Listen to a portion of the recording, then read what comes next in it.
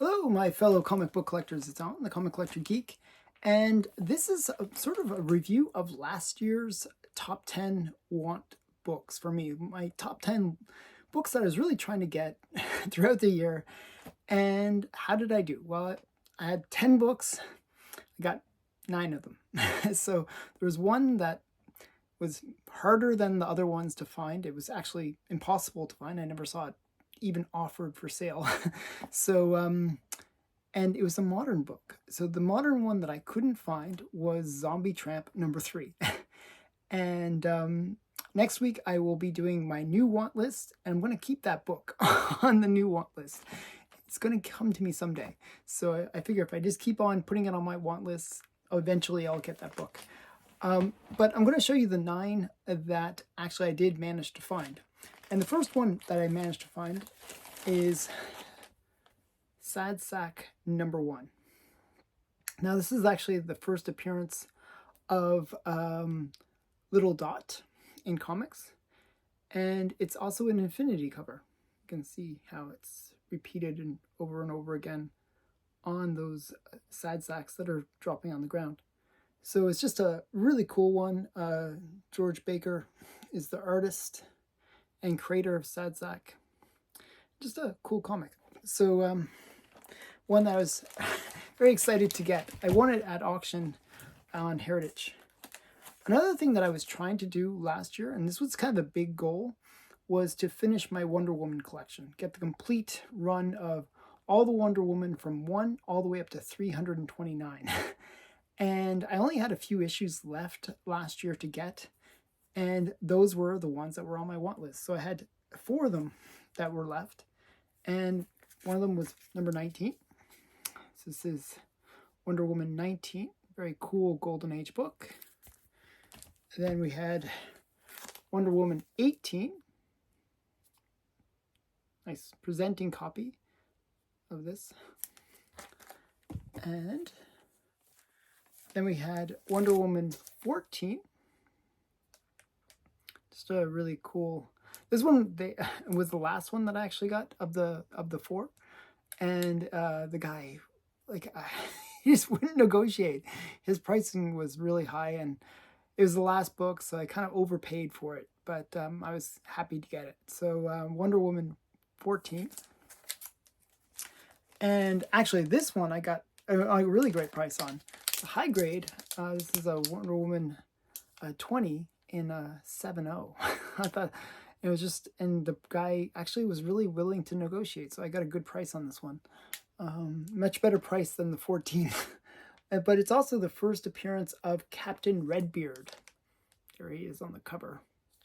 I just think it's a cool pirate cover as well. Just a really great one. Yeah, so those were the Wonder Womans that I needed. So then I completed my Wonder Woman collection. Now there are a few Wonder Women that I should upgrade where they are coverless. I have 4 issues that are coverless that I kind of like to get the covers for.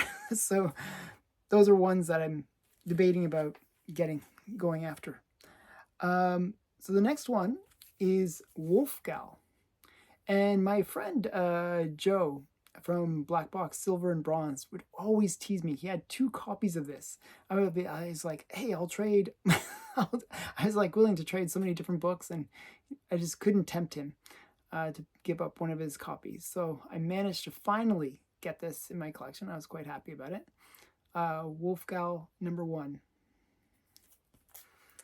And the next book that I was quite excited to get was this one. It's a green label, centerfold missing effects story. So it's actually not a complete copy, but it is a cool book. This is Plastic Man number 1, and it's just a cool skull cover. I like Plastic Man. Actually, when I was a kid, Plastic Man was kind of my favorite hero for a while. I was really into Plastic Man. So it has Tojo appearance and classic skull cover, Jack Cole story cover and art. Just a cool book. So yeah, that's from 1943. I was really excited to get that one. Again, I think I won that at Heritage as well. And the last of the 9 books that I managed to get is a great Matt Baker. Oh, actually, this is the 8th. There's one more after this one. This is a great Matt Baker cover. This is Canteen Kate. It's actually the last of the 3 issues, and I actually like this one the most of the 3 covers. It just shows her really well. She's like really leggy, and it's just a really great cover. The weird thing about Canteen Kate is she reminds me of my grandmother. Like, my grandmother was, you know, a redhead and had kind of that short hair like that, and very, very similar look to her. It's really weird. So reminds me of my grandmother. This one was used in Pop, which is Parade of Pleasure. So it's actually got a bit of historical significance too, because it's one of the books that kind of led to the end of the golden age of comics. So it's a Matt Baker cover as well. And the last book, and the big one, this was the big one that I was like, oh, this is, I don't think I can even afford it. I actually had to call the auction house and say, hey, look, I can't actually afford this, but I want to bid on it. And they said that they had this really great payment plan. It was Heritage Auctions. And I was like, okay, if you're going to give me that payment plan, then I'm going to bid on it. I'm going to go for it. and I won it. So this is Phantom Lady, number 14. Number 14, what am I saying? Number 17.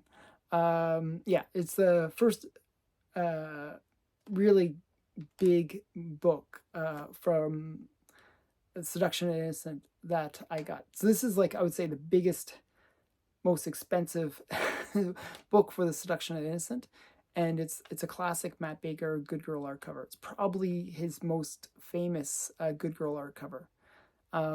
It's just a great one. It was also mentioned in the Seduction and Innocent, and because it's a headlight cover. Now, I think it's one of those books that I actually don't think Matt Baker did all of it. I think certain parts of it kind of remind me of Al Felstein, like just around here. Reminds me of Al Felstein.